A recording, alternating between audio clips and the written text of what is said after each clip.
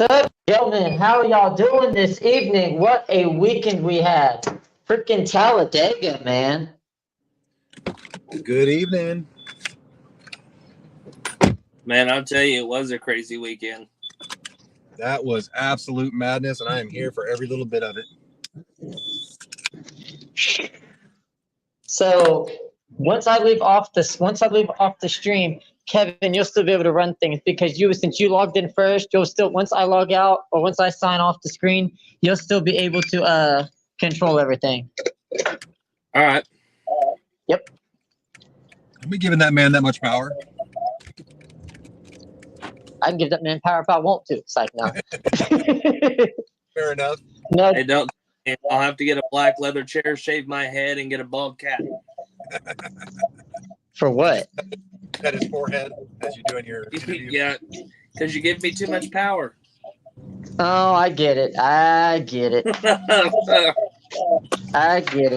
Well, if you remember right, Kevin, you're one of my originals to get this thing kicked off, which I'm glad to have you a part of this team, man. Man, it's awesome to be a part of the team. Don, you as well. You've been a great addition to our show. I appreciate you, fellas. Yeah, it's been awesome having you on the show. Awesome addition. All right, if I cut out here in the next minute or so, guys, I apologize. I'm getting ready to walk inside.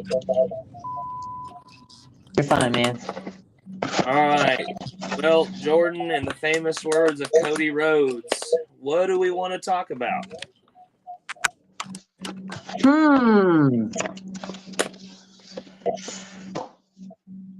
The ending of the Geico 500.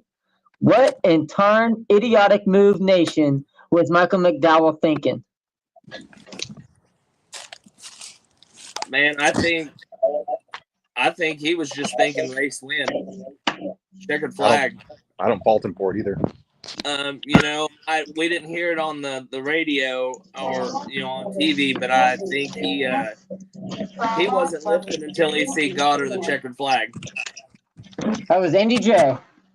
Yes, and I think that's exactly what Michael McDowell's mentality was right there at the very end. That's fair. That is fair, but since we're on the Cup Series, let's go ahead and go with it. Let's go ahead and do the finishing order. Let's go.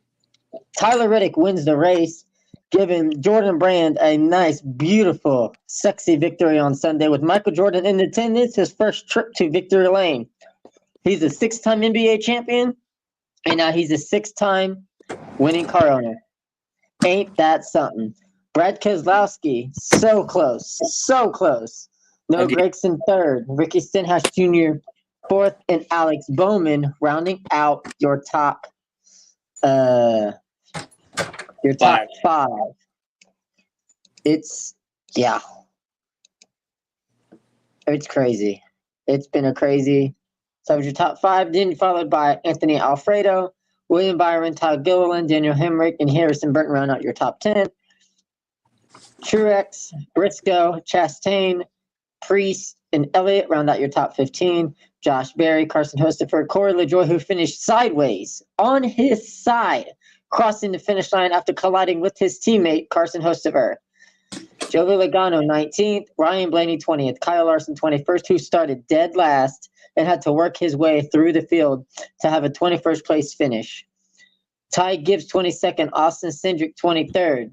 Cody Ware, 24th. Chris Buescher, 25th. Suarez, Kyle Busch, SVG, Zane Smith, Austin Dillon, Michael McDowell, BJ McLeod, who had an awesome run on Sunday, led a lap. No sponsor, underfunded. Who cares? No charter, running.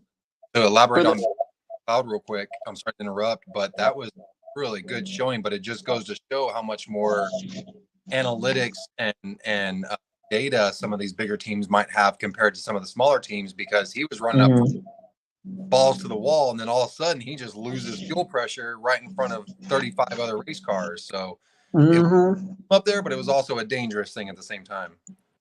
Yep. And then you got John Hunter Nemechek, Justin Haley, Eric Jones, who was hospitalized when he hit the wall. they played his radio, and it said, "I don't think I," and he basically said, "I don't think I'm all right." So, and he is sidelined this weekend at Dover due to a vertigo. Vertebrae. Bubba Wallace, 36. That's very disappointing, but I know it was not his fault. Denny Flamlin, 37. Ha, you got beat by other drivers. Ha. And then Christopher Bell finishing 38th. So from what I saw, it was the first race I actually got to see from the beginning in quite a while this year. I thought it was great racing. A lot of side-by-side action, but overall, hardly any cautions that entire race other than the stage breaks. I'm not going to say the cautions, the lack of them. I will say I think this is one of the very first super speedway races that we've seen that we've not had caution after caution after caution. Daytona, they were a little more dicey just because of what they were racing for. As far as being they were racing to be, for the win in the Daytona 500. But this fuel saving, I think it's keeping this extra fuel saving. What Jesse Love was saying in an interview yesterday, or on the Dale Jr. podcast. The Xfinity drivers were running almost 5 miles an hour faster than the Cup cars because of all the extra fuel saving. To me, I think the fuel saving took away from what possibly could have been a little more of an entertaining race. I mean, so to cover both. Do what, Don? I could see that. I was going to say, to cover both sides of it, we get a cleaner race at lap 180 with the fuel saving, and then it went a lot of caution free stuff. Does that translate into more cars making it to the end? Or if they're not fuel saving and everybody's going balls to the wall at lap 20, is that causing all the extra cautions throughout the race? Well, to me, see, I don't necessarily think that people need to be aggressive and we need to be balls to the walls at lap 20. But, when the race hits halfway, I expect to see it to start to ramp up. And with the race yesterday, I don't think we saw that at all. I don't think we saw the race ramp up until 5 or 6 to go. Right. And to me, it takes away. Granted, we got an exciting finish. Who would have thought that Tyler Reddick would have pulled out of the smoke, pulled a Lightning McQueen, and came out of the smoke to win at Talladega? Listen, a diehard 2011 fan and a huge follower of Reddick, and seen a lot of the stuff pulled, and then coming out of the dirt background, it doesn't surprise me that his instinct was to smash that gas pedal and blow through the smoke, because if you slow down, you're going to get run over from behind, and that's what we've seen happen to a lot of the drivers on Sunday. Is they checked it for just a split second, and everybody got run over. It looked like Tyler was the only one that really smashed it and said, "I'm not sticking around to see how this turns out. I'm getting out of here." And like I told you just a minute ago, I really thought that Brad Kay had that win in the bag. As soon as McDowell went around, I thought it was Brad Kay, but I think everybody checked up. And instead of checking up, Tyler Reddick just stayed in the throttle and just right up and around. Rest is history. Yep.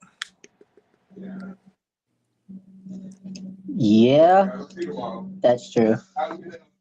Man, I want to talk. True. Shane Van Gisbergen, what a performance by SVG yesterday, man. Almost starting in the back. Yep. Led several laps, was up front a bunch, from the back to the front, back to the back, back to the front. I hate that he didn't get a good finish. Right. But it just shows that he is able to run with those guys, the big cup guys that do all this, week in and week out. Absolutely. The guy, So incredible talent. So, and I think some more cup experience Sure. will definitely help him going back down to run his Xfinity race next week. Right.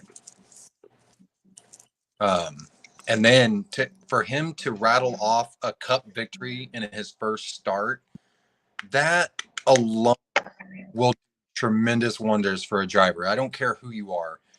If you already have your first cup victory behind you, the rest is gravy. You're just out there having a blast now.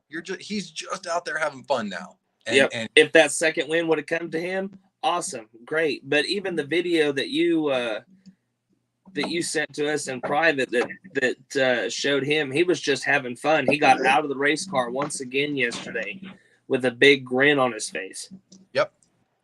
I mean, he said he absolutely He had loves what a he's doing. blast, and he can't wait to keep doing it. Yep.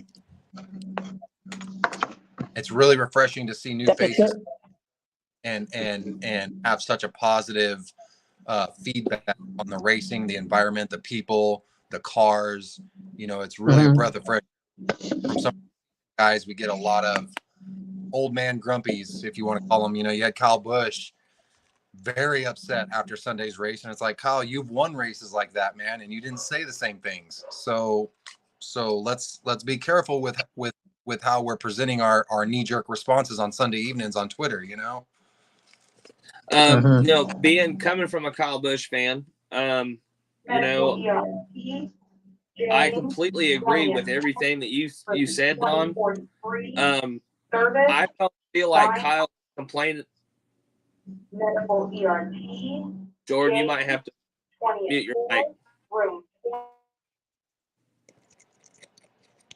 were you saying, Kevin?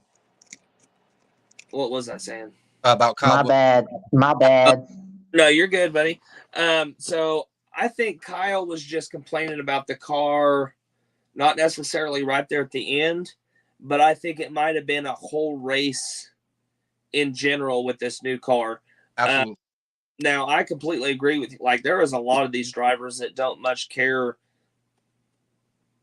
about a lot of aspects about this new car. There's a lot of aspects they do like, and there's a lot of aspects that they don't. But I don't think NASCAR coming up through the ranks, from the 70s all the way till now, I don't think they come up with a car that has made a driver completely fucking happy. Right. And I don't think they ever will, because everybody's different. Everybody's going to have their quirks. Everybody's going to have their likes and their dislikes. It is 1,000% impossible to have a race car that's constructed with over, 4,000 or 5,000 something pieces, and to make all 40 drivers on the grid happy. No, you're never going to see it. No. And to me, I think the reason why we're getting so many complaints about this next gen car is because it is new. And with everything that's new, it's going to have bugs. It's going to have quirks. It's going to have problems. Right. So I think we're on year 3 now? 11 races. Car. Yep.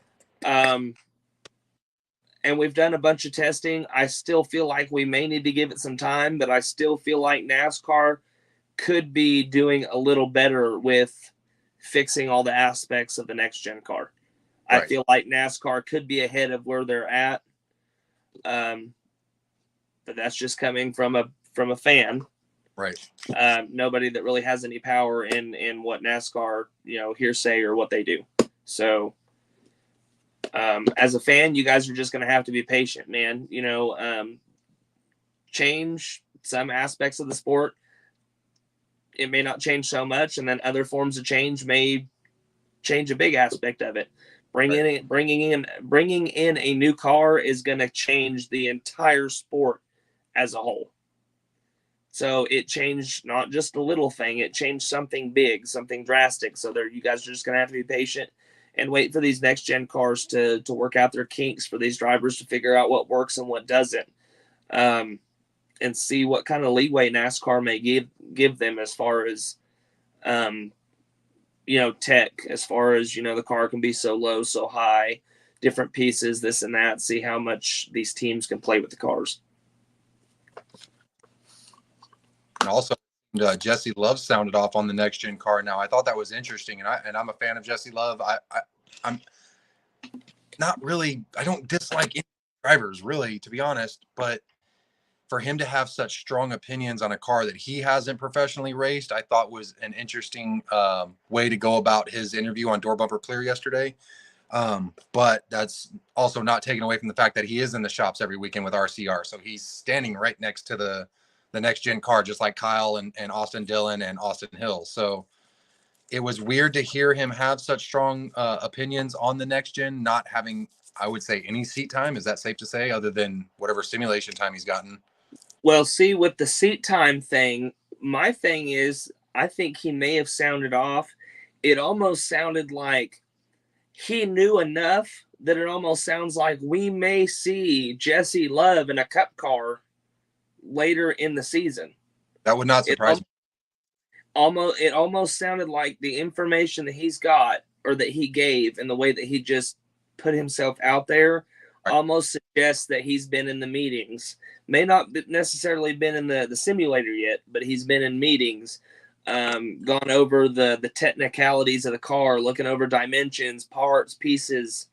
But Jesse Love is one of those race car drivers that he doesn't just go out and get in the car and tell you what's wrong with it and hope that you guys fix it enough that he can win a race. He's one of these drivers that likes to be hands-on with his cars, his crew, his team. Right. He's a racer's racer. And that's not necessarily always a bad thing. No, I don't think it's a bad thing at all, to be honest. But even if he doesn't have any information, the point of view that we got from him, it's not all completely wrong. These guys running 5 seconds slower than the cup cars. Right. Because of all the extra fuel saving. When was the last time we heard of an Xfinity Series race running 5 miles an hour or 2 seconds faster than a cup race at the same super speedway? Don't. So, I mean, it's crazy, but between the fuel saving, the aero package not necessarily coming in really big at the plate tracks, because, everybody's got the same thing. And you really can't play with it a whole lot like you used to with the old car. Just the little quirks. I don't know. I wouldn't know where to go about fixing it, to be completely honest, as far as the fuel saving on these racetracks. One of those weird stalemates that we were talking about. It's NASCAR is going to make adjustments. They're going to listen to their veterans. They're going to listen to the drivers' complaints. They're going to make whatever adjustments they can make to help the complaints that are currently happening. But what happens is it introduces more complaints on the back half of it, right? You're going to end up ticking off somebody else that's probably perfectly fine with the way the car is right now. And then you're going to have a whole nother set of issues. And then there's going to be another podcast and another group of fans talking about the same thing on the back half of this. Okay, well, you made Kyle Busch happy and you made so-and-so happy, but now these drivers that are the future of the sport are now ticked off. So it's like, man, where do we really go with this? What is the actual end game as far as getting a complete race car package put on for the fans and for the drivers? I think it starts with the drivers, to be completely honest, because they're the ones driving these damn cars. Granted, you have engineers and mechanics and people putting time and effort into these cars, but they're not out there putting the cars to its limit. Right. You have drivers. Sheldon Creed, I heard him say in an interview, he almost didn't come back to the Xfinity Series. He almost went back to dirt racing. He almost gave up NASCAR as a whole because of the way that stuff had been going. Right. Glad he stuck around. Who was around. this again? Sheldon Creed. Oh, that's right. Now, to be fair, Sorry, Sheldon, I had to restart my phone, or they cut me off. Oh, you're all good. We figured you had technical difficulties. Yeah. Are we on Xfinity Series yet? That's I think that's believable. We're actually getting into. Yeah, we're kind of Sweet. I'll go ahead and do the finishing order. Go ahead. All right. Jesse Love gets his first career NASCAR Xfinity Series win in the number 2 Wheeling RCR Chevrolet. Riley Herbst finished his second. Anthony Alfredo third. Leland Honeyman fourth. That's got to be his best career finish. Brendan Poole, who came so close, finished his fifth. Sheldon Creed 16th. Carson Cesar Barcarella 7th. Matt DiBenedetto 8th. That's his best finish in the Xfinity Series, I think, since I want to say 2010, I want to say. Or maybe before that, I can't remember. Jeb Burton 9th. Cole Custer 10th. Mason Massey 11th. I've been waiting a long ass time to say this. Haley Deegan 12th place. Restarted 4th on the green-white on the NASCAR overtime. Damn, she came close. That's her best finish, and she ties one of the female drivers from back in the day for the best career finish by a woman. I cannot remember her name whatsoever. Kyle Jennifer Jo Sieg. Cobb. No, not Jennifer Jo Cobb. In the Xfinity Series. Not Danica either. She actually beat Danica's record. Danica's record was 13th. It wasn't Danica. Hold on. I'm gonna keep going. It's bothering me. 14th, Austin Hill. Taylor Gray, 15th. Josh Bilicki, 16th. Okay, what the?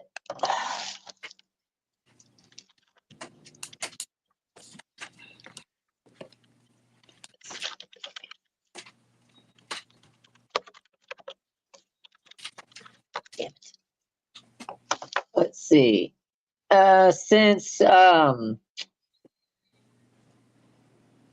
know what, at this point it doesn't even matter anymore right now. It will come to me when I don't think of it. Ryan Sieg 17th, Joey Gase 18th, AJ Allmendinger 19th, Josh Williams 20th, Sammy Smith 21st, SPG 22nd, Blaine Perkins 23rd, David Starr 24th, Chandler Smith 25th, Ryan Ellis 26th, who's going to be in that sweet Days of Thunder Chevy at Darlington. Kyle Weatherman 27th, Dawson Cram 28th, Parker Klingerman 29th, who had an awesome run until his accident. Parker Retzloff 30th, Jordan Anderson 31st, Patrick Emerling was fantastic until he was involved in an accident. Brandon Jones, Ryan Truex, Jeremy Clements, Sam Mayer, Jeffrey Earnhardt, and Justin Allgaier all the way in 38th. What the hell happened to Justin Allgaier? He's the one that had the hard hit, right? Yep.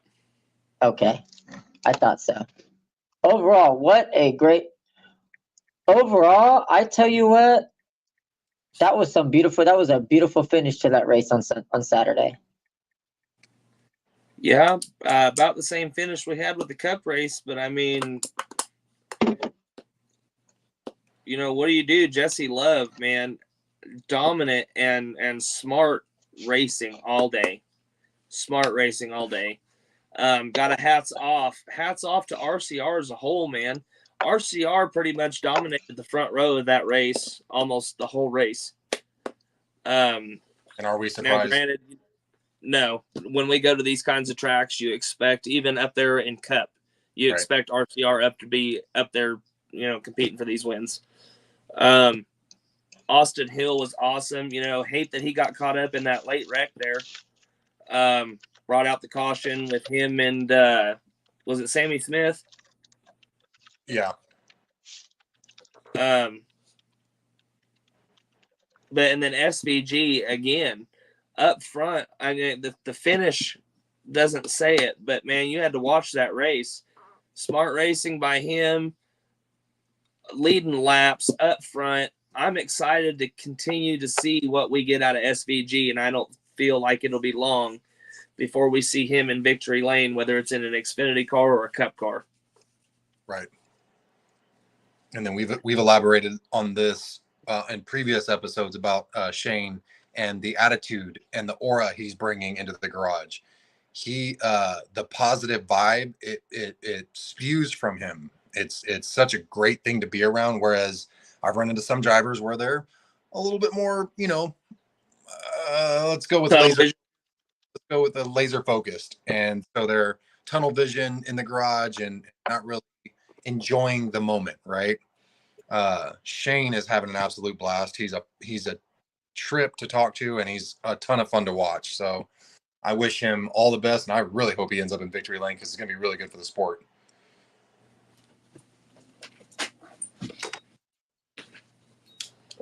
What else you got for us, Jordan?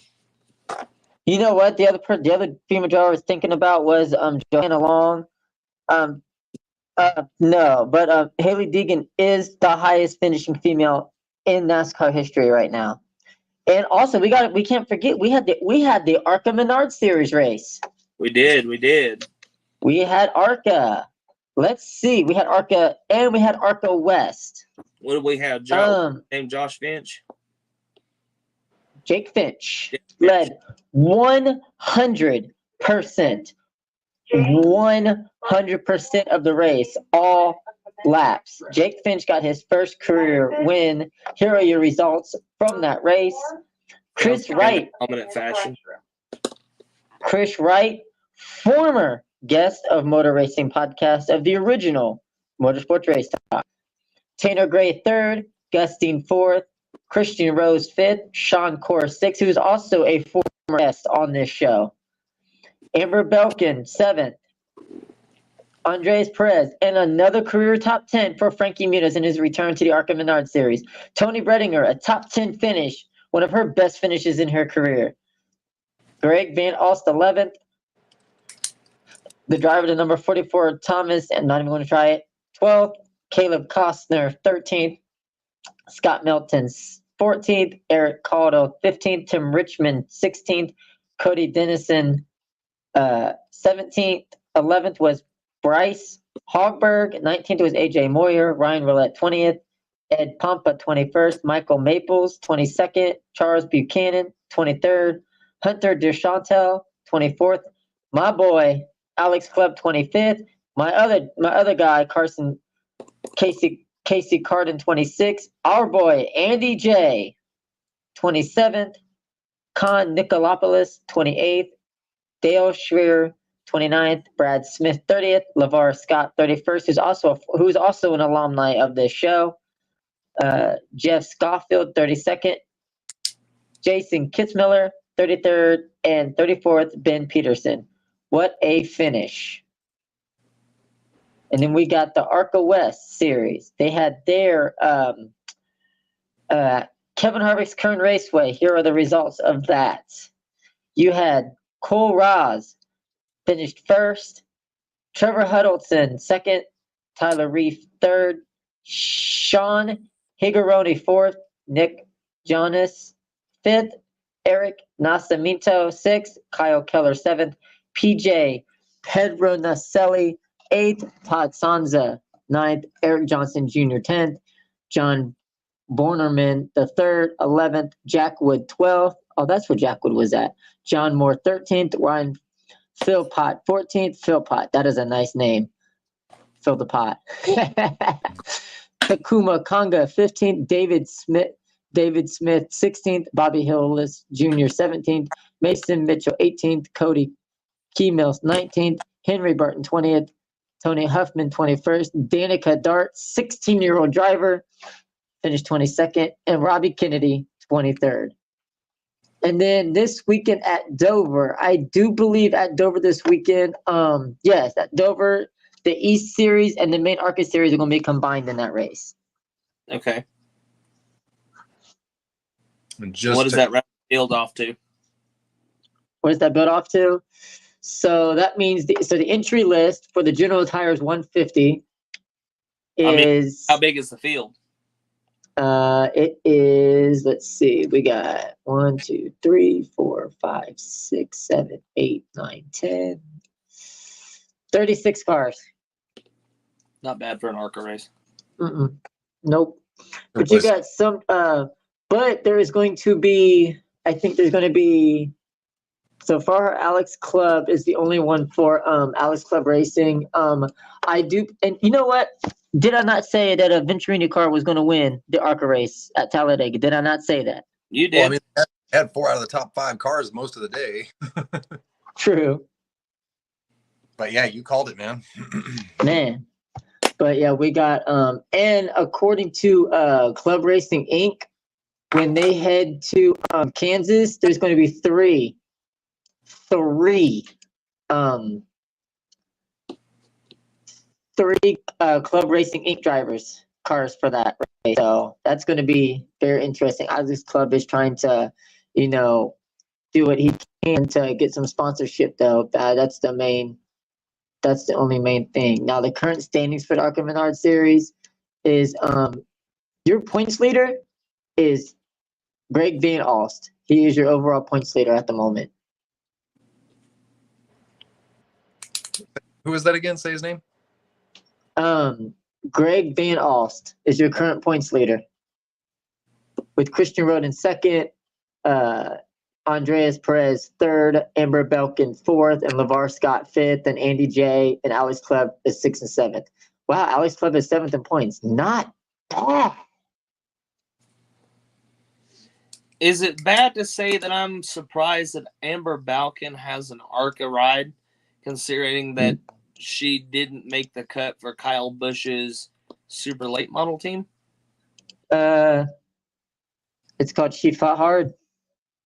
I mean, I'm not saying team came along. that thing. I just didn't need to. I mean, in the beginning, it didn't seem like she had the talent. I'm like, if Kyle Busch tells you that you're not going to drive for his super late model team, there's got to be something that Kyle just doesn't see. Right. And a veteran like that, Kyle, like I said, Kyle doesn't just sign anybody. And if you didn't make the cut, it's because you either lack something or you're doing something. Well, it makes you wonder because you get another female, and I know the sport is welcome arms to driver capability of keeping up with the rest of the grid. But is it turning into another Danica and Haley thing where it's just because she's female, she's bringing sponsors, and so teams are like, well, if we're getting sponsors out of it, let's put her in a race car. She can get the car around the track, right? And don't get me wrong. I mean, so I can't remember what she was racing. She's got talent. There's no denying that. Right. But it comes back around how much talent. The Danica Haley, now, how much talent? Now, before I jump off of here, and you guys and Kevin, you'll take over. Amber Balkin, with her first ARCA race, very first ARCA race a couple years ago, drove the same chassis that Sterling Marlin had at Daytona when he pulled the fender. Huh. Oh, wow. Yep. Interesting as that. That's pretty wild. That was 2002.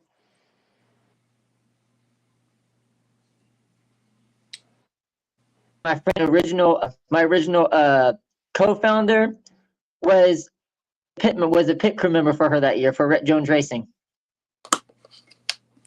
Yep. But I'm gonna jump off of here. Y'all take it away, and I will see y'all on Thursday. Yes, All right, sir. What do you got? All right, Don, man. We got to talk about Eric Jones, right? Absolutely. Eric Jones, that Jones boy, he's a force to be reckoned with, and then especially coming back to Toyota, I feel like he's had faster cars with Toyota rather than Chevrolet. Running good. Now that Toyota's got more cars in the field, man, they've actually got teammates and they've got other manufacturers to be able to work with on these super speedway races. But is it sad to say, or is it not sad, but bad to say that most of the Toyota drivers that you see out there right now, besides Christopher Bell, are all aggressive drivers? They're all fighting for that win too. So the incident with Eric Jones was that a balls to the wall, pushing a little too hard type of incident, or do you feel like it was just an accidental racing incident? No, it could be a number of things, right? There could have been a huge gust of wind that came through and made his car feel funny. We don't know what caused the Toyota. Let me back up for a second. That plan by the Toyotas to do what they did, that was genius, man. Yes, sir. I thought they were officially going to lead the rest of the race. Right. I thought they were going to have six Toyotas up there and nobody was going to be able to mess with them. They were just going to block until one of them won. Anyway, we could go on about that that was awesome. That was cool to see. I am bummed that it didn't work out. I am bummed that a racing incident happened. It seemed like it can happen at any super speedway where you get a little too bumpy and those bumpers just connect just wrong and it gets the guy you're touching, all sorts of out of shape. So, and they've tried all sorts of remedies for that. They've tried that slidey tape, we've seen that, but then they were having issues with debris because the tape was coming off the bumpers, so they did away with that, and they tried to line up the bumpers better with the rear bumpers and the grill, and that didn't seem to work. Who knows what caused it? Maybe it was a little over aggressive. I'm not gonna take a guess on that one other than it sucks because Toyota was about to dominate Talladega, and it was going to be something crazy to see because then we get another Talladega trip where other teams are like, wait a minute, if we can unflip these stages, let's unflip the stages and give ourselves an advantage. And I think that's what Toyota did, and I think they opened up a can of worms there. Well, and what is that can of worms? The way that Toyota pitted is that can of worms. If the rest of the teams are going to unflip these stages, does that solve the gas saving or the fuel saving problem? It could. And Denny brought this up on Actions Detrimental yesterday that NASCAR, it might have to counter what some of these teams are doing because this is a constant evolving thing, right? Teams are figuring stuff out behind closed doors. NASCAR sees it for the first time on Sunday afternoon and they're going through their books like, well, what are they doing to us now? And so they've got to react. So I wouldn't be surprised to see NASCAR maybe start messing with the stages more. Denny brought this up about adding another stage. That way their fuel windows went on the other side of the stage breaks and they could go full throttle the entire time. Whereas the gas saving is where we're getting the pushback from fans and an entertainment aspect, if you will. Now, see, I'm all about stage racing, right? Right. I feel like stage racing on top of it has provided an excitement and something new and something different for our sport. What I don't agree with is the caution after every stage. Bingo. I believe NASCAR should take our stage breaks away. Still award at the end of the stage, still award points, but not drop a yellow flag. Correct. I get a lot of these teams bet on that yellow flag to be able to hit pit road, make these adjustments, be able to do this, be able to do that. But I think pulling those cautions out and making these teams think and work a little harder would produce a little better racing in that stage of it too. Absolutely 1000% agree. Look, I was at COTA 2023 in March. Beautiful spring day. That was the first race NASCAR said we're lifting stage cautions on this road course, and I think they did it for the rest of the road course. They lifted those stage cautions. Drivers were still busting ass to get to the stage points. They were still racing it out. But when they didn't drop the yellow and the racers were able to continue racing through, it made the Sunday even more perfect. You didn't have this bogged down, unnecessary caution. I'm going to get off downtime. Right, the downtime. I'm going to get off track here for a second. We used to have those cautions naturally produce themselves back in the day. That was NASCAR's, I think, peak stuff is when stuff organically happened. You're forcing cautions that are unnecessary. I'm all for the points and stage racing. I think that is an absolute blast. I think it's a great idea for drivers to get after it a third of the way through the race and 2/3 of the way through the race. That helped a lot of the entertainment aspect. But eliminating the cautions was beautiful. I was there for it in person, and it was amazing. I was shocked that they took it away in 2024. I was so confused. It doesn't make any sense to force not natural situations into a sport that thrived on organic situations happening. Right. I believe NASCAR was basically, okay, we're going to give you, here's specifications, build the car, bring it to the racetrack. The caution spread themselves, whether it had been blown tires, whether it had been somebody spinning somebody or hitting the wall or a mechanical malfunction. You know, it was always all natural. We always had cautions. It seems like NASCAR has made our cars that we're watching every Sunday on the racetrack more and more caution proof, if that makes sense. Yeah, they really have. Listen to some of the drivers talk about these race cars. They talk about how much easier it actually is to drive. They talk about how much holy shit grip they actually have in these race cars. They made a wider wheelbase, so they've got more tire to pavement contact. That's instantly going to up your grip, regardless of how your car's handling. You're going to have more grip on the racetrack.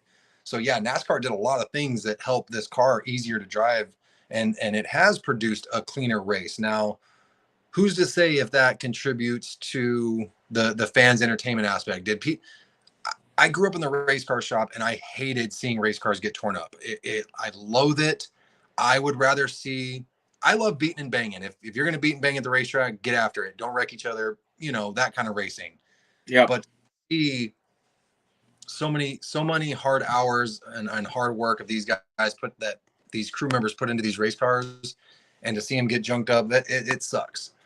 And so I think NASCAR had the right idea in making a less caution-prone race car, right? They made them easier to drive for the racers, and so we were getting less cautions out of it.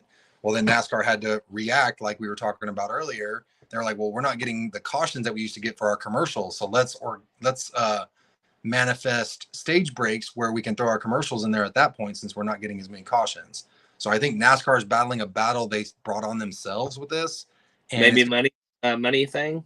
It's a money thing, and I think it'll be interesting to see how it plays out moving forward, especially when I feel like it was a successful soft run when they lifted the cautions for COTA in 2023. Now, saying that these cars, you saying it, NASCAR has made these cars easier to drive. Do you feel like the problem with this new next gen car is that NASCAR has gone from having a car that's technical, where you have to know how to drive it, you have to know how to brake with the aero package, you know, the skinnier tire on the older car, not as much grip, all the extra stuff that just went into the car. Do you think maybe NASCAR made this new car too simple, and that's why everybody's having trouble with figuring it out? Is NASCAR's maybe made this car way too simple? That's a really good angle that you bring up. And yeah, I would say if we had to put a term to it, I say, yeah, NASCAR made these cars too simple. They basically, to piggyback on what Kyle Busch said, they got their IKEA cars. You get all your parts and you get your instruction manual and you put it together, and it better pass our laser, 1/1,000,000th of an inch laser inspection deal that they have there. Yeah. If your car, you start at the back of the pack. So yeah, absolutely. I believe NASCAR made these cars too simplistic, to where basically they're trying to put a perfect car on the racetrack rather than putting a not perfect car out there and letting the drivers figure it out and letting the crews figure it out. So to me, that's where I think races were won, was drivers figuring out, having to think, not just drive these cars and relax for a 500-mile ride on Sunday, but having to think about what's going on with their cars, how they're going to relay what's going on to the crew chief. This car doesn't have that many things for you to be able to adjust on it anymore, to be able to change how it drives or how it rides. Excuse me. Think of the pieces of tape these guys used to put on the grill and how much that would either make your car handle like a dream or would completely throw it off the left field, and the driver be like, I don't know what y'all did, but undo it because it ain't working. And yeah, it was just now if you undo the slightest adjustment, now you've gone not just backwards, but 10 steps backwards. Right. Now you have to fight on these pit stops now to try and get your car back to where it was, and now try to make it better. Right. and then the adjustments they do make, they're getting penalized, and people are missing time, and it's become an interesting battle that's been created between NASCAR and the crews and the teams. That I think it's a no-win situation for NASCAR. I think they have to go. I hate hypotheticals, and I try not to speak into them, but hypothetically speaking, I think if they went back to a more difficult car for the teams to put on the track, that the racing and keep a lot of the rules that are in place now. I like a lot of the stuff that they're doing, but that making it more difficult, I think, would be more beneficial for the teams and drivers and the fans watching. You saying that, I've said something about NASCAR said with this new car, they're trying to go to pretty much back down to stock, bring the stock back into NASCAR. Okay. The last time I checked, the Toyota Camry that I can get down to the dealership doesn't have one big ass lug nut.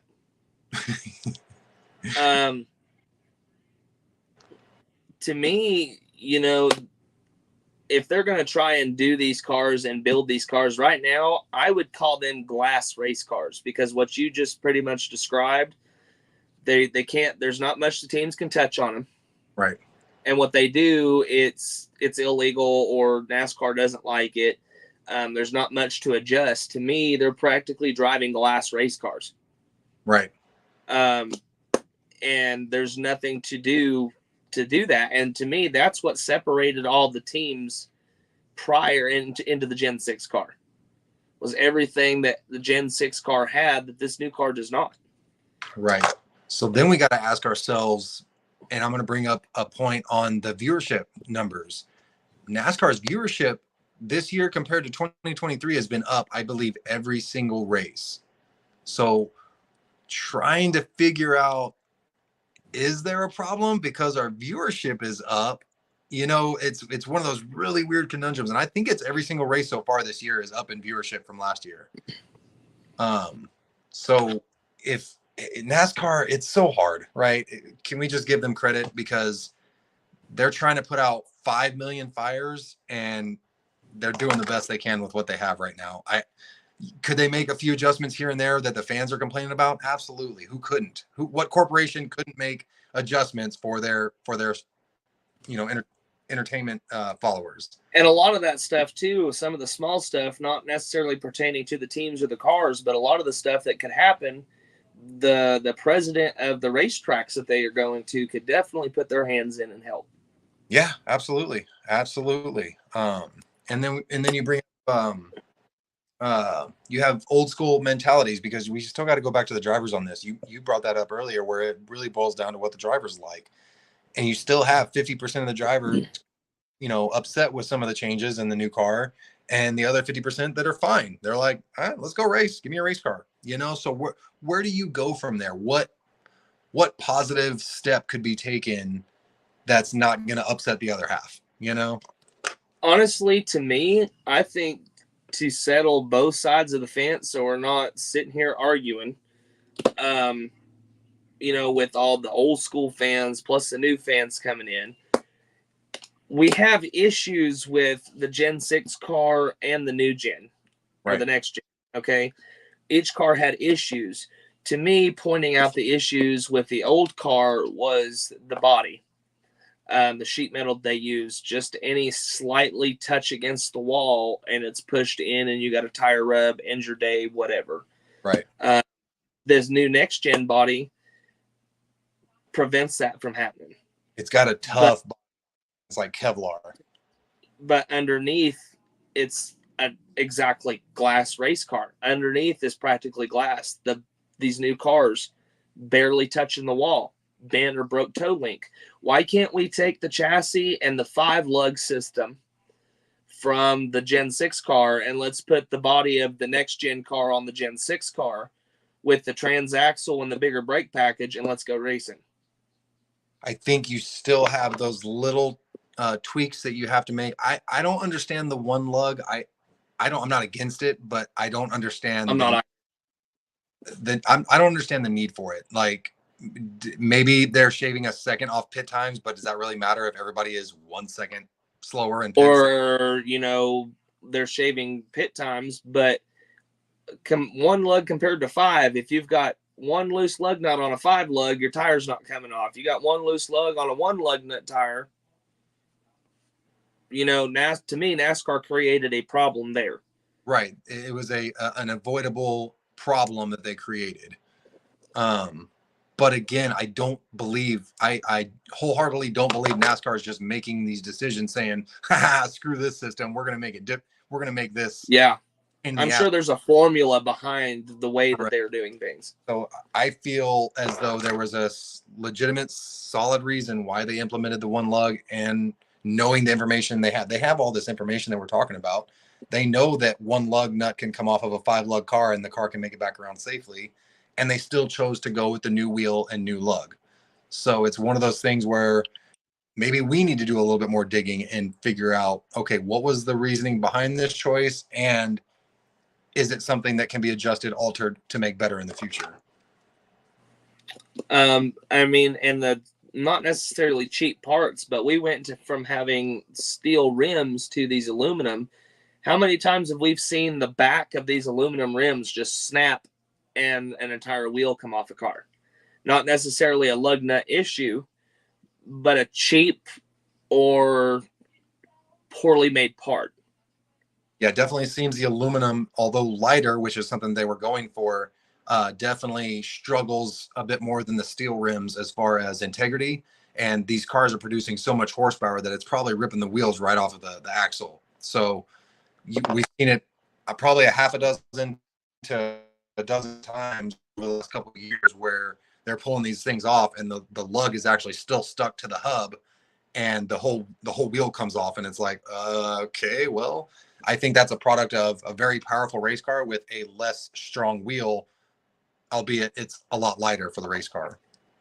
I feel like that's where a lot of our rotor problems come from, with having to have bigger rotors because of a bigger brake package. Bigger rotors means a thinner, lighter part. Right. So then those rotors at Martinsville and Gateway can only take so much. Right. So I feel then you like take us back to these guys so used to a big brake package on top of a weaker wheel, and it's just spelling recipe for not good. So I think they have to stick with the size brakes they're using now because these cars need it, right? Like, yeah, you don't want to see cars sliding straight up into the Martinsville wall because they can't slow down or because they lock up on them. Well, we saw Ross Chastain do that, but really don't want to nosedive the center of the wall. Right. Correct. And the one thing we haven't mentioned, Alex Bowman with a top 5 at Talladega.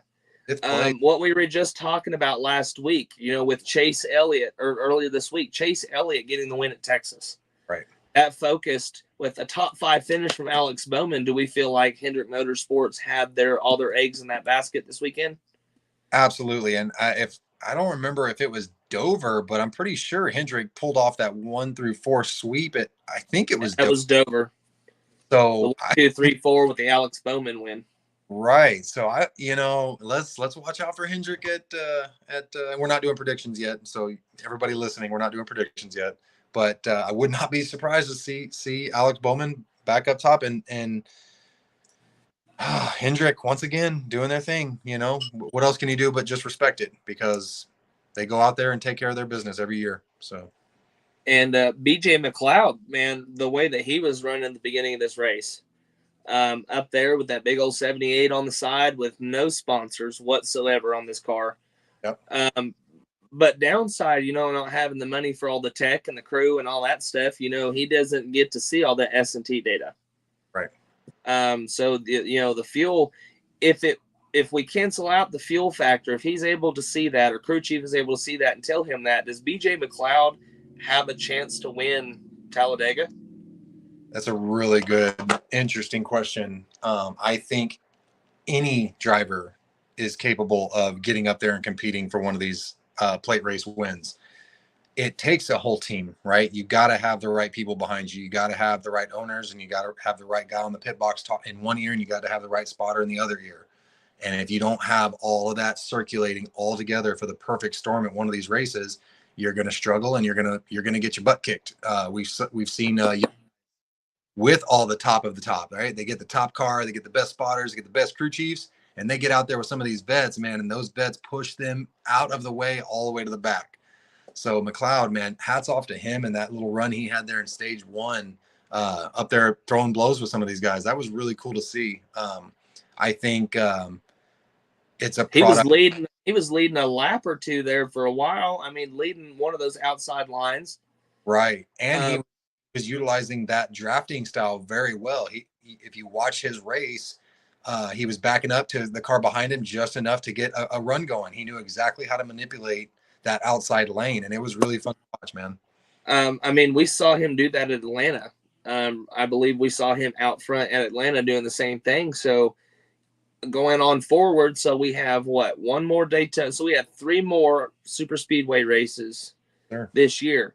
Can we predict going that far with the last 2 super speedway races we've seen? Could BJ McLeod, if they figure out the fuel issue or if they figure out how to be able to do that, to be able to run up front or mid pack until the end, could we see BJ McLeod finally becoming a factor in some of these super speedway races? Absolutely. We saw Austin Cindric come in, granted in a Penske car, but very fresh into the cup and go rattle one off at Daytona right in front of everybody's faces. There's no reason a guy with more experience like McLeod, given the right opportunity, maybe that little bit of experience running up front. Absolutely. I would not be surprised to see him running up front. But we also have to take into consideration these plate races turn into a luck aspect. All the right things have to happen in place, whether it be pit cycles, whether it be cautions falling your way, whether it be dodging overtimes and all the calamity that brings sometimes. He's still there's a lot more that goes into it, just other than just running up front, So do I think he's capable? 1,000%. Do I think it'll happen? I guess we'll find out. I mean, does that say a lot about that team and BJ McLeod as a whole, though, to be able to be up front like that with a sponsorless car? Absolutely. Do you feel like that projects his image out onto sponsorship? Yeah, absolutely. What sponsor wouldn't want to see the race car with their sponsor getting TV time at the front of a race? Absolutely, 1,000%. That's how these guys land their big sponsors, whether it be local, because a lot of these guys will hit those local sponsors that wait for specific races to come around and looking for some of those smaller teams that need a sponsor. Absolutely, I would not be surprised to see a local Atlanta sponsor on McLeod's car here coming up, or even Daytona or Talladega. Man, BJ, I know he fights, and we saw Brendan Poole and I believe Live Fast Car in the Xfinity Series get a top 5. So Brendan or BJ McLeod's doing something right there somewhere. We hope, good luck to him in his future endeavors and trying to get that sponsorship and land that good ride. And the next gen car, I think we got to credit the next gen car for giving drivers that have talent a chance to run up front with some of these guys. Like, hey, and show they have talent. Yeah, exactly. I think that was one of the positives with the car.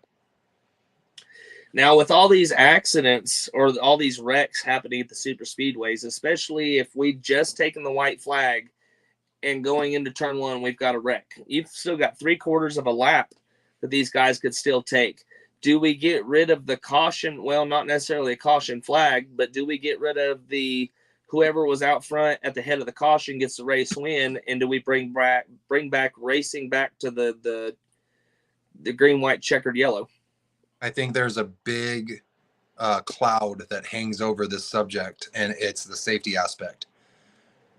NASCAR prides themselves on how safe they have made their sport. And the reason they implemented the checkered flag waving if there is a wreck under the 1 lap to go, right? It is solely so that they can get their safety vehicles out to the race cars that wrecked and check on the drivers that were involved. It's not to take away from who was leading. It's not to take away from the excitement of the fans. Their main focus is to get those race cars slowed down so that those safety trucks can get to those race cars in the fastest way possible. You get you get caught up in these 2.5 mile tracks where guys are wrecking in turn one. Yeah, of course we want to see everybody race back to the finish line. Who doesn't want to see that? But when you've got 20 cars with a head full of steam heading through the tri-oval into turn one, and you got safety trucks down there, it's just a recipe for something bad to happen. I think you can gauge the situations a lot better. NASCAR can look at an accident and either see that the cars are slid out of the way, and obviously if they didn't take a hit, they're just kind of stuck. That yes, let's take 5 seconds, whatever it takes. Okay, is the car just stalled? Get out of the way. Maybe we don't need to throw the caution. If a car takes a hit, then yes, we need to. It doesn't matter how big or small the hit. If he took a hit, they need to be checked on, and because they're all human, right? Like you never know. What if we limit, instead of the racing to the yellow on a whole field type situation? What if NASCAR limits it to the top 5? So that would have to be a transaction between NASCAR and the spotters, letting the top 5 spotters know, hey, your guys are still in this race, and then letting all the other spotters know, okay, 6 and below, y'all back off. I think it's kind of hard to dictate that kind of scenario. You think that'd be a little easier on a 1.5 mile racetrack?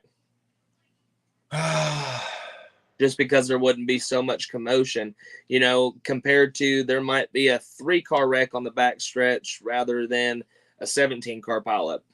Right. I think there it's all those different scenarios that NASCAR has to. They can't have 50 different hypotheticals on a rule, right? Because then it's just going to piss everybody off once they're making these calls.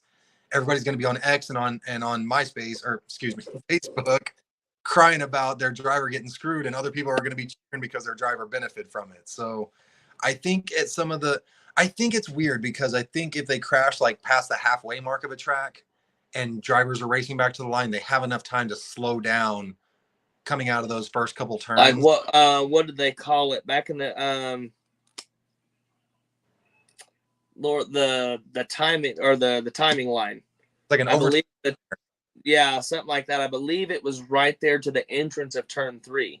Yes. So if you got back to there, then you could race back, and I could see them bringing back racing to the yellow if you hit the overtime line.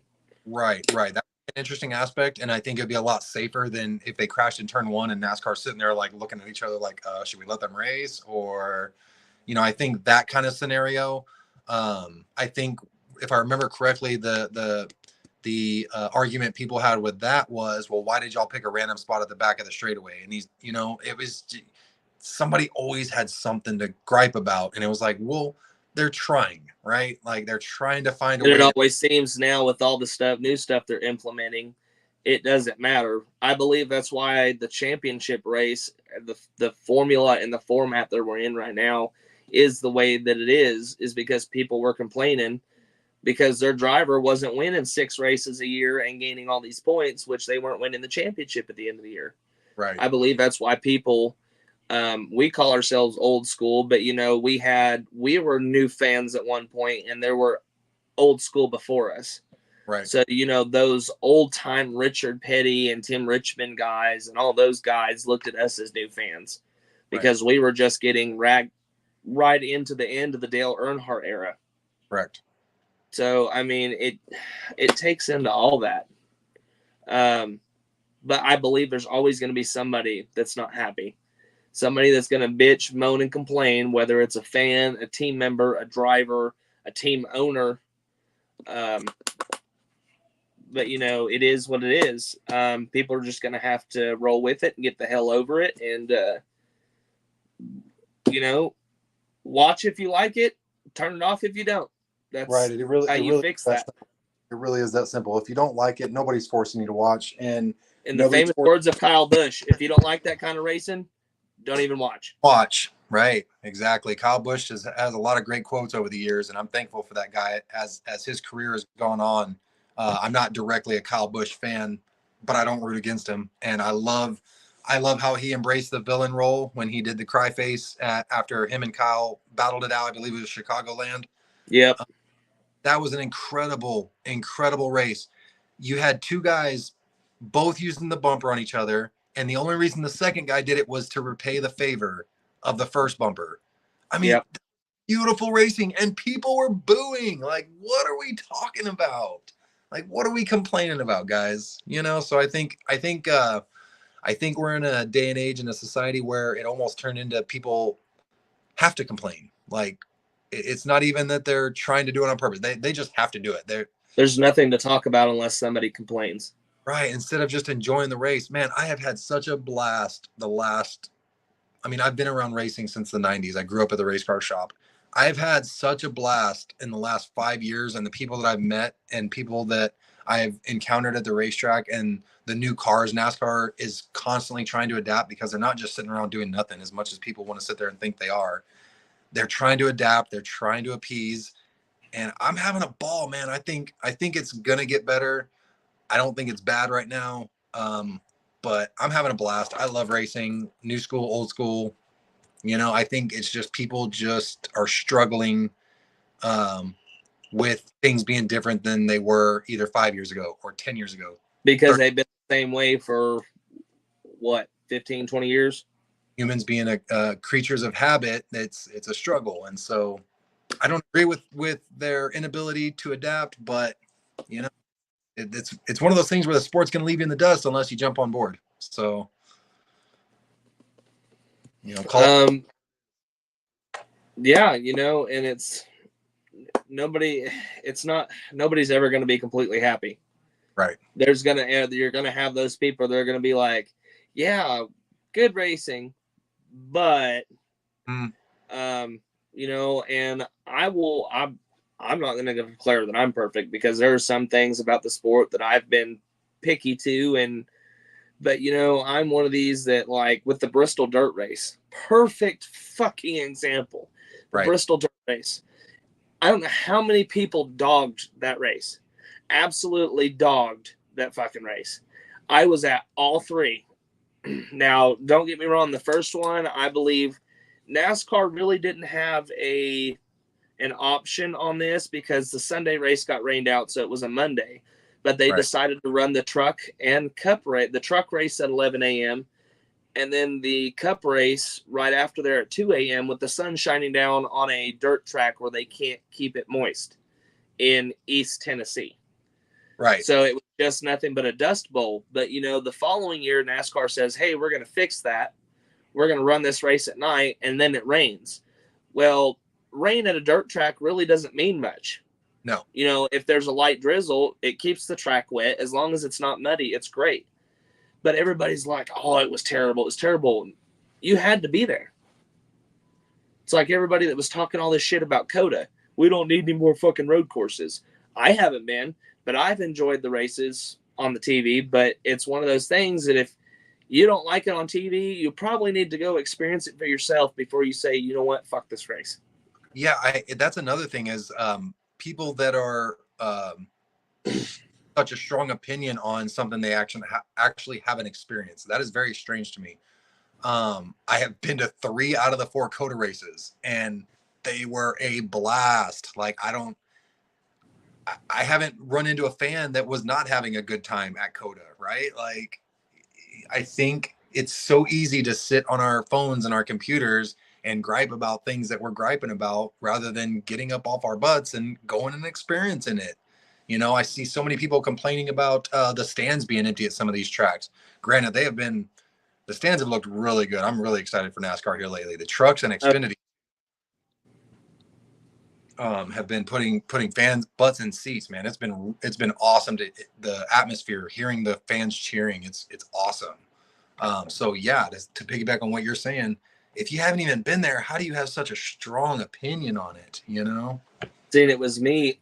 I was that person for a while about super speedways because my dad, he always wanted to get to Daytona and Talladega, right there at the top of his bucket list. Well, when he got me into the sport, I remember the very first race I watched was the July Daytona race in 2016. Brad Keselowski ended up winning that night.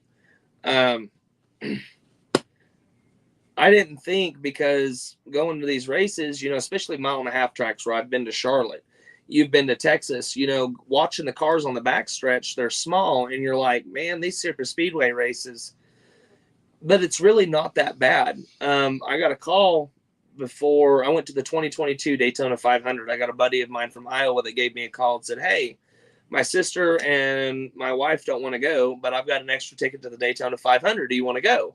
Ching ching. And I'm like, "Bro, is that even a fucking question?" Right. I'm like, it's the Daytona 500. So even if I don't care for the speedway racing aspect of it, I was at the Daytona 500. Like, I can check that box. Yep. But Daytona really opened me up to super speedway racing. And that following, literally, the next super speedway race I went to was the Talladega race that same spring. And I took my dad. So, and we had a blast. The garage area, I mean, the whole fucking 9 yards. But super speedway racing in person was awesome. And I have yet to get to a road course yet.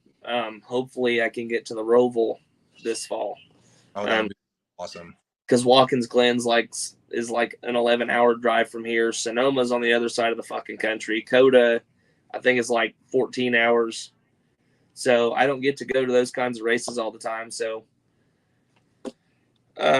you know, the aspect of all those, man, you guys got to get out. Don't form an opinion on what you guys see on TV.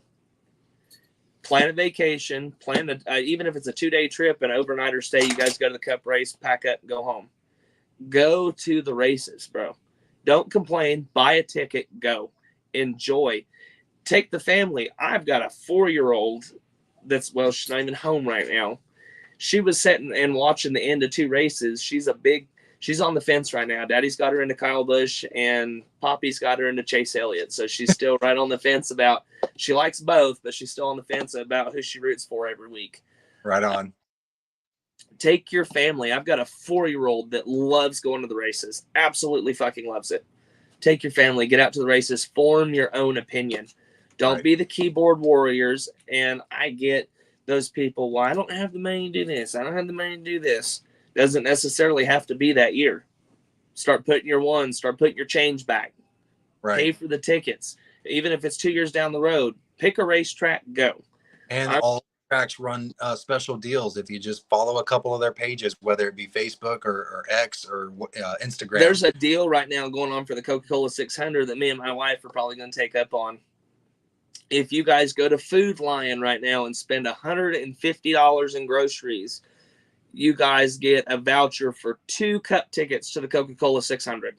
There you go. So you get your groceries knocked out and you get tickets to a race. Like, there are ways to get out there, people. Y'all just got to do a little work. And Bristol, man, if you guys are looking out to Food City, sells Bristol Motor Speedway tickets at $50 a pop for the Cup race. There is no reason you guys can't get out. And your guys' kids, 12 and younger guys, free. $10 for Cup races. Wow, Xfinity, $10 for Cup. Xfinity and Truck are absolutely free. And your adult Cup or your adult tickets for Xfinity and Truck is $35 and $25. No, there really is no excuse. I think shows just like this, just helping push open-mindedness, right? That's what we're trying to push here. Let's be open-minded to what the sport's doing. We can talk about our old school NASCAR and we can talk about our new school NASCAR. But if you're gonna have a genuine emotion on the sport, man, just get out there and experience it. And I can't wait till we add aspects to where we're having live fan interaction, live fan chat. I think that'll be really, really cool for the man. I think if I'm going to Nashville and Atlanta for sure. Cool. I think at Nashville, I'm going to try and get it through the day while they're not broadcasting. Because you know how hard it is for service once they start broadcasting. Service becomes spotty. Yeah. I think they do that purposely out there so people can't do the things that we're trying to do with the TikToks and the Instagrams and Spotifys.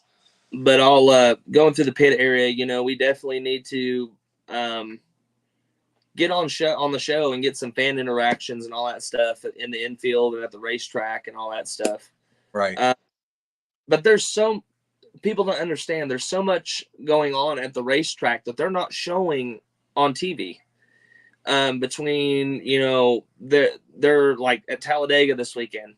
Most of the time they're focused on the front of the field, but there is shit going on between 12th on back that the TV's not showing, or there's pit stops going on while everybody else is out on the track that you aren't seeing, or the announcer for the racetrack. You guys aren't hearing the extra information that he's giving out to everybody out there that not everybody else may know. I remember I went to Atlanta, the last race they had before the repave. Right. 21. Yes. Excuse me, I went to the spring race, not the Kurt Busch, Kyle Busch summer race. Okay. The one that Ryan Blaney won during the spring. They had announced Kyle Busch had a pit penalty for too fast entering. They didn't announce that till 2 laps after. Oh. And there were so many more details that they had announced over the speakers at the racetrack that you didn't get on TV. I recorded and went back and watched the race for different aspects. There's so much you guys are missing at the racetrack that you guys don't get on TV. Right. And if you guys want to know what's going on, like for those of you that like to use the scanner app, they have the Scanner Vision trucks, the Rent-A-Vision trucks at the racetracks. Go rent you a scanner. You can type in you guys can listen to spotter, crew chief, car chiefs, NASCAR personnel interfering information with or interpreting information to the teams. There's so much stuff you get at the racetrack, and it's crazy that these people have never been to a race, just don't understand. And the interaction that you guys get from these drivers. Right place, right time, autographs, pictures, smiles. Some of these guys are awesome to interact with. I know when my Talladega experience, I sat there at the Chevrolet trailer all day because they had drivers coming out talking and doing Q&A and all that stuff. Yep. And like Noah Gregson, I don't know, the 215 speed limit sign that's back there. I've got his ink on it. And then Kyle Busch that year. So Ben Bayshore and the rest of the team, I've got their autograph on it. Nobody ever thinks about the pit crew. I got all the pit crew. The pit crew guys are awesome too. Like I walked up to them for an autograph, asked them for their ink, and they're like, "You want my autograph?" Yeah. Like, yeah, bro. Like it's not just the driver. You're a part of the team. You're what makes the fucking driver. You guys put that driver in victory lane. Right. Like, and there's these people just don't understand. All these bitchers and moaners and complainers haven't gotten that experience yet, and it's hard. It's hard to explain, to interpret. Right. It's hard to understand unless you're actually there. There's we didn't even talk about the actual racing. The experience is all there. When you hear 38 race cars scream by, there's nothing you can imagine that you've experienced unless you've experienced that before. There's nothing that can compare to it. I don't care if you've heard airplanes take off. It doesn't matter. That is the way it shakes the ground, the way it shakes and rattles your bones to the core. The smells, it's such an intoxicating aroma, almost an aroma that is put the spent fuel and the hot rubber and the marbles that you can smell coming off. Oh my goodness. I found a guy. We went to Bristol. I found a guy who makes candles that smell just like that. That is dope. And I'm like, bro, I know I'm going to start taking a bath, 4 hours a day, maybe. Yeah, it's just the experience, guys. Just get out there and do it. If y'all are concerned with distance, these guys travel all over America. For those listening who haven't actually been to the track, there is a track within reach. It doesn't matter if you're in Phoenix. It doesn't matter if you're in California, Texas, Northeast. There's a ton. Obviously, the Southeast has a ton of tracks. They're everywhere. The Midwest has them. Even if you don't get to experience a cup race, go check out your local short tracks. Those guys put on crazy shows, man. I grew up out of those Saturday night race tracks. Your local short tracks, whether they're asphalt or dirt, man, go check them out. I live in East Tennessee, Volunteer Speedway, The Gap, which is like Daytona to some of these dirt racers. Yeah. It's a couple mile, like 20 minutes down the road. Yep. And every time I go, whether the NASCAR guys are racing down here or not, it's always a full house. And the racing is freaking insane. These guys put their heart and souls into these cars. And then once they fire those engines, all those blood, sweat, and tears, it's all or nothing, man. Yep. You put it all out. There's no rules. And you guys will see, well, I wish there was more bumping and banging in NASCAR. Well, NASCAR says, you can't do this, blah, blah, blah. Dirt track racing ain't like that. Short track racing ain't like that. Super late models, things like that. You turn somebody after the race, you'll be lucky if you don't lose teeth.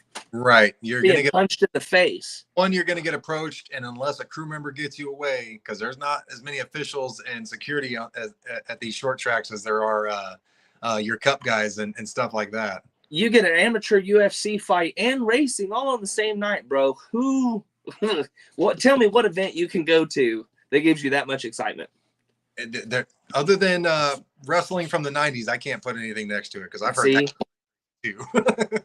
And I mean, if you guys live on the East Coast, get yourself to Bowman Gray Stadium. If you guys want good, hard, true racing, Bowman Gray. And if you live on the East Coast, man, I live in East Tennessee. I'm not going to tell y'all where because I don't need no creeps coming to my house. What are you talking about? No, they might come try to steal that 3G piece I got hanging in the living room. Oh man, that's going to end up in my house one of these days, right? Look, I'm really thinking about it right now. I'm really thinking about it. But East Tennessee, man, I'm an hour south of Bristol, 3.5 hours from Charlotte. I'm 4 hours from Martinsville, 6 hours from Richmond, 3 hours from Nashville, 4.5 hours from Atlanta. Darlington's 5 hours. North Wilkesboro is an hour and 10 minutes. Pocono's an 11-hour drive. Dover's an 8.5-hour drive. Kentucky, when it was still on the schedule, was only a 2-hour drive. I mean, come on, guys. We live in a hot spot.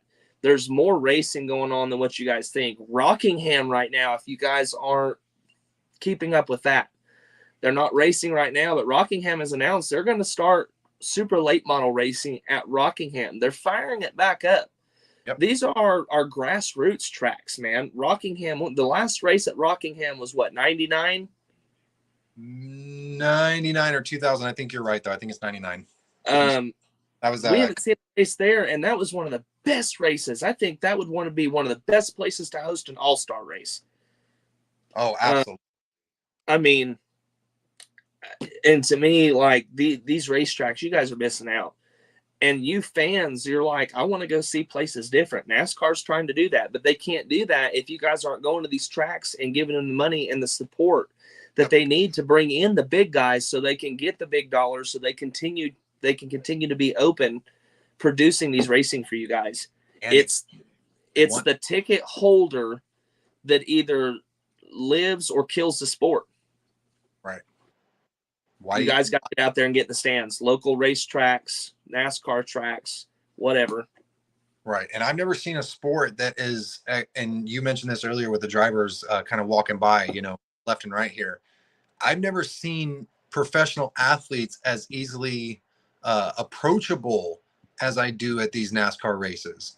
I mean, I listed off to my dad the other night the amount of drivers in just 3 races that I've run into, had a conversation with, or just gotten to take a picture with.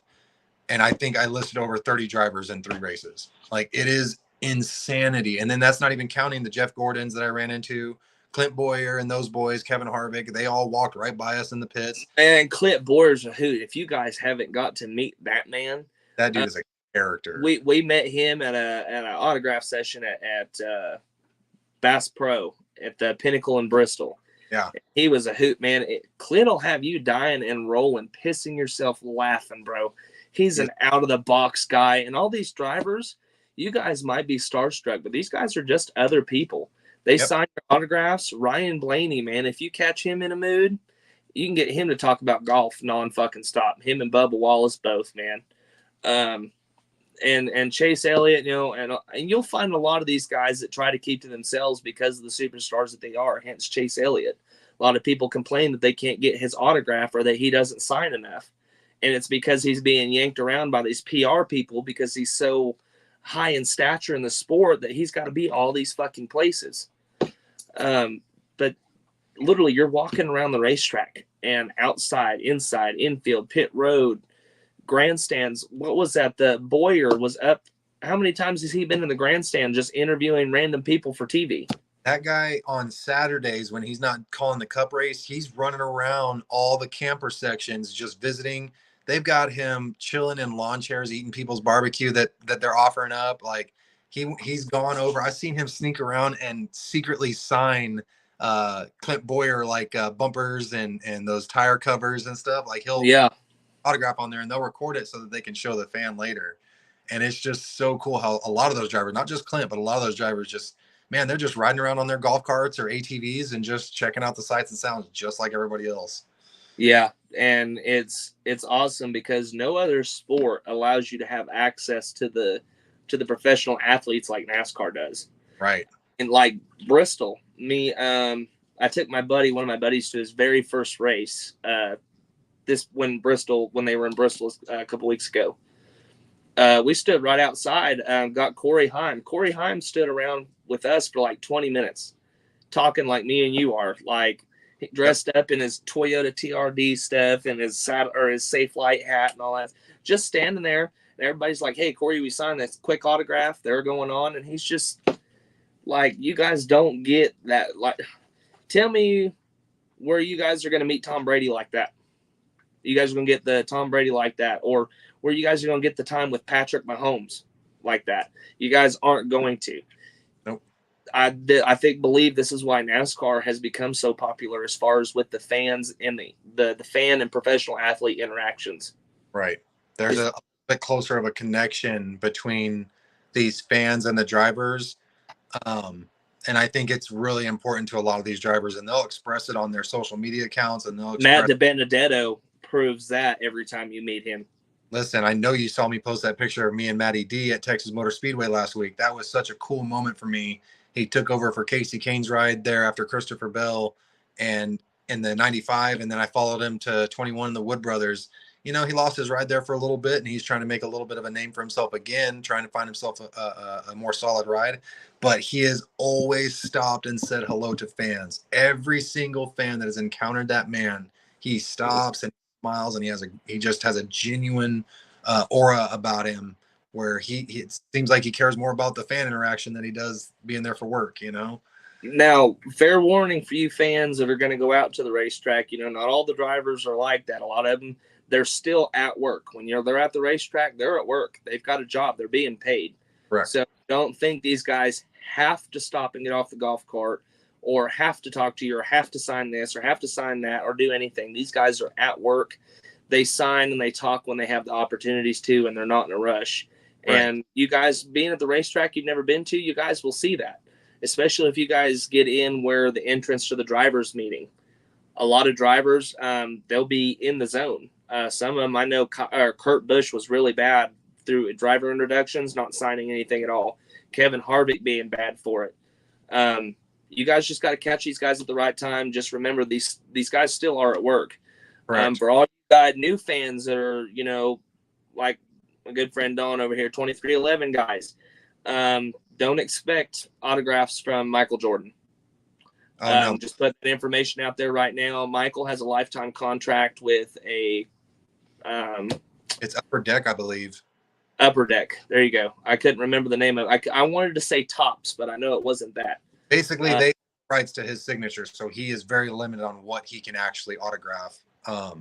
I think it's stupid that he can't autograph at least his own brand. You know, like these Jordan cars. I agree. It's his own brand. I think he should be able to autograph those. But if somebody tries to, hey, Michael, will you sign my, you know, Beast Monster Tyler Reddick car? Okay, right. You know, I can't sign that. I think he should still be able to sign his own brand, but that's a totally different thing. He's awesome if you guys can get within 10 feet of him because he does travel with an entourage. Oh, yeah. Every time I've run, he has had a group of people around him. Yeah, Michael pays him for that, but he's an awesome person. If you guys get to meet him, he will stop and take photos. Definitely do that. If you can get his attention or within the 10 feet, his entourage will literally push you out of the way. They don't care. Yeah. That basically what happened was I was actually at the RCR trailer talking to Richard Childress, which was a cool experience in itself. And Michael, my buddy Nathan, was next to me, and he nudges my arm. He goes, "There goes Michael." And I, turned over because we were just kind of chilling up there with RCR and them boys. And sure enough, 6'6", Michael Jordan with his little circle of, I wouldn't call them bodyguards. It looked more like family and friends, but they kind of had like a little perimeter around him where it was difficult to approach him. And I think they do that purposely, along with a bodyguard. Because if not, without somebody being there, saying, hey, that's enough. He'll get Michael Jordan, Michael Jordan, it's an instant, the amount of cameras. Listen, I was standing right there with Fox and all their cameras and all their media. I was standing there on the pit box at Coda, and Jordan was 3 feet away from me, and it was surreal. That was probably the most starstruck I was with MJ. And then of course you got your Denny's and your Kyles, and when Jimmy Johnson walked by, like, that was pretty cool. That was like, holy, like, there goes 7-time, right? Like that's a cool moment. And I don't have a connection to Jimmy, but it was still a very cool feeling to see a man that had accomplished so much for this sport. For sure. Walk by right by you. So, and to have that starstruck feeling, Darrell Waltrip doesn't sign a lot of things. Takes a lot of pictures, but he's like Michael Jordan, doesn't sign a lot of things. And if he does, lucky you. Right. Awesome man to sit and chat with. The King, Richard Petty, awesome guy. If you ever get to sit down and just chat with the King, some of the stories he tells, especially about Red Farmer and a lot of those guys, it's awesome to sit down and watch and hear him talk. Michael Waltrip, his bar is actually up in Bristol, right past the racetrack. If you don't catch him out on Fox, out on the grid, you can catch him out in the bar random times throughout the week. You want to talk about a guy that has enough personality for every single person on pit road? Whoo! Get you 1 minute conversation with Michael Waltrip, man. That guy is a trip. I'll send you the picture later. My daughter actually ended up in the paper with Michael Waltrip this past spring. She had a picture in there with her getting an autograph. She took a little Bristol Motor Speedway flag and had Michael sign it and got a picture, and they put it in the newspaper. That is too cool, man. And you don't get a lot of interactions with the legends like that anymore. I will tell you the other guy, he's 93 now, Brownie King. And a lot of you younger guys probably won't know who that is. He was still racing on the sands of Daytona when NASCAR just became a thing. And when did that 48 is when they made it the official trioval, right? So 47 he was racing? Yeah, so he was racing back then. He was there when we went and seen Michael Waltrip. He's still got one of the prettiest signatures I've ever seen. The pretty cursive, and you can read every letter. Right. Awesome autograph. Awesome man to sit and chat with. You guys just get out to the racetracks. You never know who you guys are going to see. Get out on your Facebook post too. Go like the different racing shops. Hendrick Motorsports, for those of you fans that don't know, they're having a fan day the weekend of the Coca-Cola 600. Chase Elliott, Jeff Gordon, Mr. H, everybody there at Hendrick Motorsports, minus Kyle Larson. Unfortunately, he will be in Indy. He won't be able to attend the fan day because he will be in Indy for practice and qualifying and whatnot for the Indy 500. Which make sure y'all tune in for our shows leading up to Indy, because we will be covering that guy heavy. And then for all you Kyle Busch fans out there, go ahead and get on rowdybusch.com, get your fan membership going. So the weekend of the 600, that will take place at RCR. And Q&A with Kyle, Samantha, Brexton, behind the scenes tour with Richard Childress of the Race Shops, and free admission to the Dale Earnhardt Museum. If you guys haven't done that museum, it's a humbling experience, to be completely honest, especially stepping foot into Dale's Holler.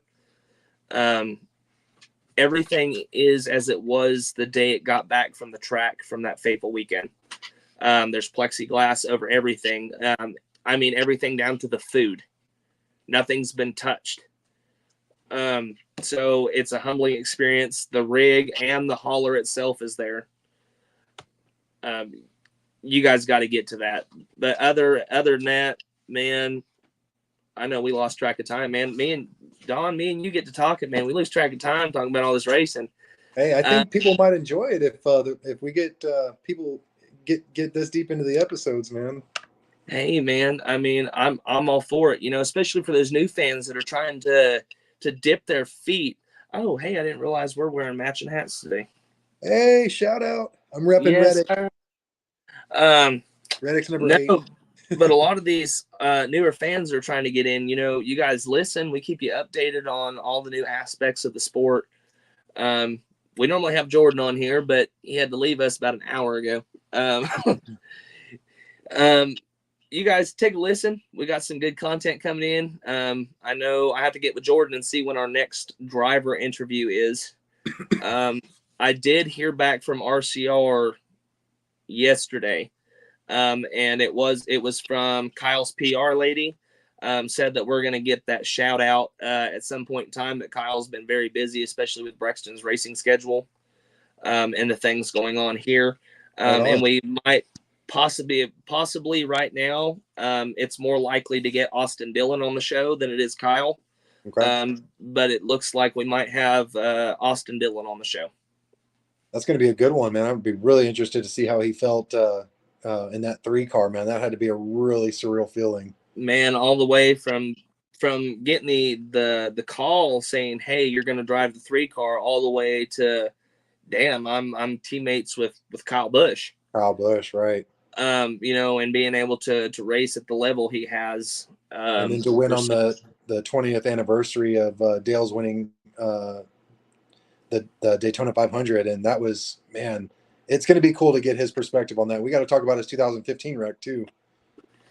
Yeah, to definitely get into that. His wreck and then the Daytona 500, 20 years to the day. Yeah. 20 years of trying, 20 years for Dale Earnhardt. Right. To see that 3 burnout and then the skid through the infield. The grass. Yep. That was surreal. That was a cool moment. I feel like if I had been there to watch that, I probably would have had goosebumps. I probably would have cried. I wouldn't lie. No, for those new fans that, okay, Dale died, for us though, that were around then, and into the sport, when you get into a sport, to lose a big part of the sport, it's a big deal, especially like somebody, a big influence like Dale Earnhardt. Listen, and then I'm a big part of NASCAR's fan base and a large part of NBA's fan base, and all you NBA fans out there, think about how you felt the moment you found out about Kobe and his daughter and the other 7 victims of that wreck. Perfect example. It is. I would guarantee you the feelings and emotions that y'all saw on all your social medias from people. It was the exact same thing for NASCAR fans when Dale passed away. Just to kind or of give for you all you NFL fans, that the DeMar Hamlin situation. Right. How everybody felt about, at the Cincinnati Bengals and Buffalo Bills game. Right. It's the same thing. Granted, we have DeMar Hamlin back, but we lost him for a minute. Yep. But that same feeling. And, we lost Tim Richmond way too early. Yep. And then Adam Petty, of course. Adam Petty, Greg Moore, the list, man. Goodness. Almost Kyle Busch in 2015. Right. And then what was it? Bubba Wallace, definitely his. I think it was the losing his brakes and going through the grass, skipped across the grass and hitting the wall. Thank God he was able to get that car turned. Man, if he had gone head on, I think that race car might have exited the racetrack. Yeah. It might have actually skipped the asphalt over the safer barrier, and into the catch fence. But thank God, even for you guys that don't like Bubba Wallace, if you guys go to the racetrack and if you guys hope to see somebody get hurt, shame on you. Yeah, that's Busch League, man. I'm a Kyle Busch fan. I take so much shit at the racetrack, bro. Not as much now that Kyle is with Chevrolet, which to me is completely fucking stupid. to switch from Toyota to Chevrolet, and all those people be like, "Oh, we're gonna like Kyle now." No, fuck off. It's so strange, but it is what it is, right? I don't. There's a lot of people I don't like, you know, and I don't much care for, but I definitely don't want to see anybody hurt or dead. No. It's one of those, like Eric Jones on Sunday. Definitely glad to hear him being released from the infield care center after a hit like that. Yep. I know he said he definitely felt like he wasn't okay and was later escorted to the hospital. I am very fortunate I did not hear that radio playback, man. I don't think I could hear that.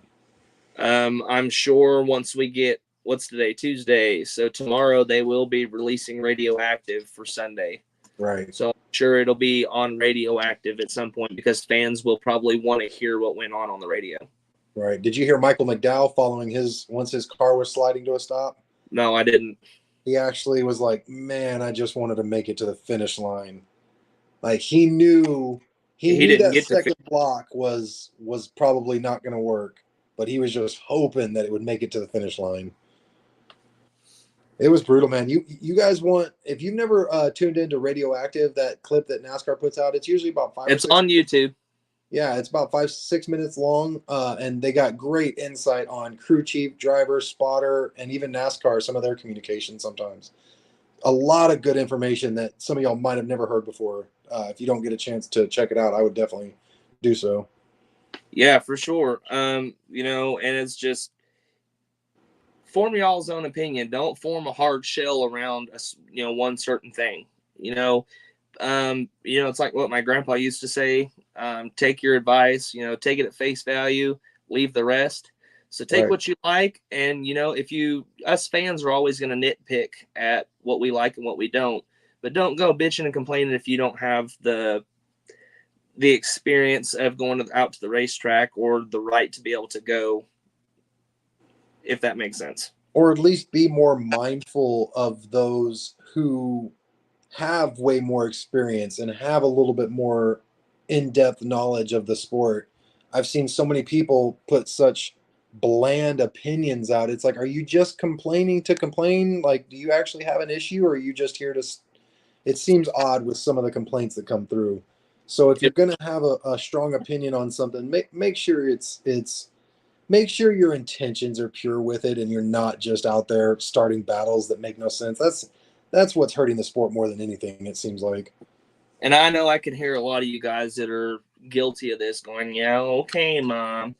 But, we're not trying to preach or, police. We're trying to make it enjoyable for everyone.